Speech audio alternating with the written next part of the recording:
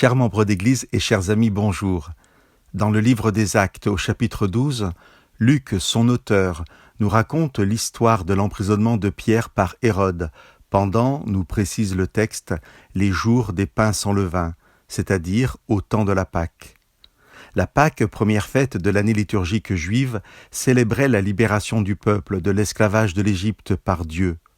Citons simplement le verset 2 du chapitre 20 du livre de l'Exode. « Je suis le Seigneur ton Dieu, c'est moi qui t'ai fait sortir de l'Égypte, de la maison des esclaves. » Lorsque Paul, dans sa première lettre aux Corinthiens, écrit au chapitre 5 « Christ notre Pâque a été sacrifié », il fait du sacrifice du Christ, de sa mort et de sa résurrection, l'accomplissement de la Pâque juive et de notre libération de tout ce qui est contraire à la volonté de Dieu, que nous nommons communément le péché. C'est donc dans ce contexte de libération que s'inscrit l'emprisonnement de Pierre. Comme pour la Pâque, l'histoire se déroule au cœur de la nuit. L'emprisonnement de Pierre est noté de façon presque exagérée par Luc. 4 escouades de 4 soldats pour le garder, les mains liées de 2 chaînes, 2 soldats qui dorment à ses côtés, des sentinelles devant la porte gardent la prison, une seconde garde, puis enfin une porte de fer qui donne sur la ville. Le texte nous dit que Pierre dormait lorsqu'un ange survint et qu'une lumière brilla dans la cellule et que cet ange réveilla Pierre en le frappant au côté. Le sommeil de Pierre peut signifier la paix profonde du disciple qui trouve le repos malgré la situation.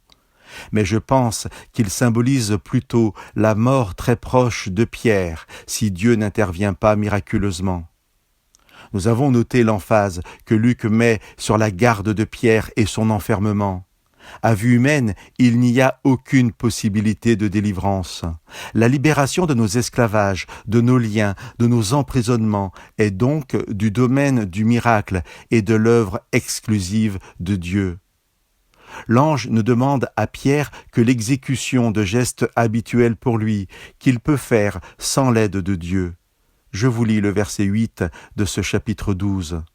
L'ange lui dit « Mets ta ceinture et attache tes sandales ». Pierre le fit. L'ange lui dit « Mets tes vêtements et suis-moi ». Il sortit et le suivit. Lors de la première Pâque juive, la nuit où le peuple sera libéré de l'esclavage de l'Égypte, Dieu dira au peuple d'être prêt, et je cite le verset 11 du chapitre 12 de l'Exode. Une ceinture à vos reins, vos sandales aux pieds et votre bâton à la main.